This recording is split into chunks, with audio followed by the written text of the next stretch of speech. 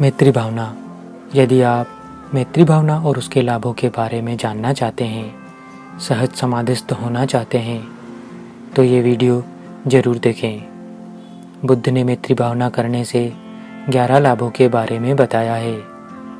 मन को मंगल कामनाओं से भर देने को भगवान बुद्ध मैत्री भावना कहते हैं। मन को स्थिर करके प्रसन्नता से भरकर सभी प्राणियों, जीव जंतुओं, देवी देवताओं और जो भी इस ब्रह्मांड में हैं, उनके प्रति मंगल की कामना करना, उनके सुख की कामना करना।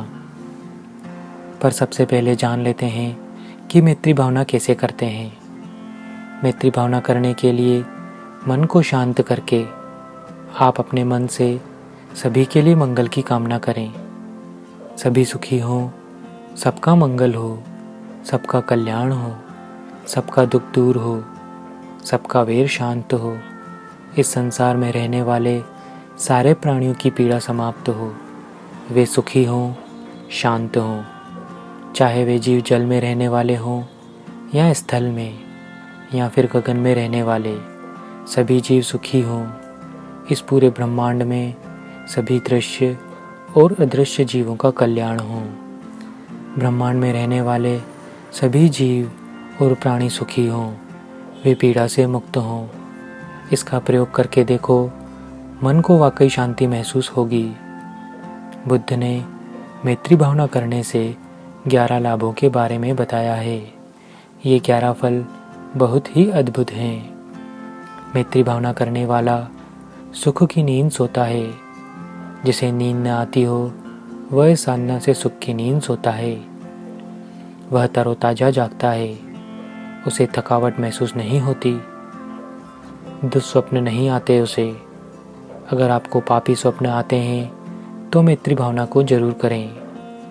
मनुष्यों में प्रिय होता है वह, अमनुष्यों में भी प्रिय होता है वह। देवता उसकी रक्षा करते हैं। अग्नि, विष, शस्त्र उसे मार नहीं सकते। सहज समाधिस्थ हो सकता है। अगर आपको समाधि लगाने में कठिनाई होती है तो इस मिथ्या भावना को करने से आपको अवश्य लाभ होगा। मुखाकृति शांत होती है, मतलब उसके चेहरे पर एक तेज होता है। मृत्युशैया पर मूड नहीं मरता। जीवन की सच्चाई को जानते हुए वह अपने प्राण त्यागता है। बिना किसी घबराहट के उसकी मृत्यु होती है। मरने पर अच्छी गति होती है। अरिहंत पद पर नहीं पहुंच पाता तो अवश्य ही वह ब्रह्मलोक में जन्म ग्रहण करता है। मैत्री देते वक्त ध्यान रखें कि पहले खुद को, फिर माँ बाप को व आचार्य को मैत्री दें, फिर प्रिय को, अपरिचित को और अंत में बैरी को। इस क्रम में मैत्री दें। बैरी के लिए मैत्री न जगे तो बाकी सबको बार बार मैत्री देते रहें। बुद्ध के मेता सूत्रों को याद करें। कक्षोपमावाद सूत्र में वे कहते हैं कि मेरे एक एक अंग को आरी से काटें, फिर भी मेरे मन में उसके लिए मेत्ता ही रहे।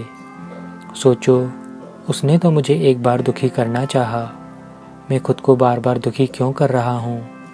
उसके किए हुए उपकारों को याद करें। वह बेचारा हमसे बैर रखकर भवचक्र में पीसेगा। उसने मुझको दुखी किया, वह उसका क्षेत्र था। मेरा चित्त तो मेरा क्षेत्र है, मैं मेरे क्षेत्र में मेत्ता ही जगाऊं। कर्म का सिद्धांत है, उसे बैर जगाने का फल मिलेगा और मुझे मेत्ता जगाने का फल मिलेगा। मंगल मैत्री कब करना चाहिए? ध्यान करने के पश्चात जब मन निर्मल हो जाता है, प्रसन्न अनुभव करता है, तब हम यह निर्मलता, पवित्रता, प्रसन्नता सभी प्राणियों, देवी देवताओं, पूजनीय व्यक्तियों में बांटते हैं तथा उन सबके मंगल की कामना करते हैं। वैसे मंगल कामना हम किसी भी समय कर सकते हैं, चाहे बैठकर या फिर लेटे हुए या फिर चलते हुए भी अपनी शुद्ध भावना को विस्तारित कर सकते हैं। बुद्ध ने इसको ब्रह्म विहार भी कहा है। आशा करता हूँ आपको यह वीडियो पसंद आया होगा। आप सबका मंगल हो। धन्यवाद।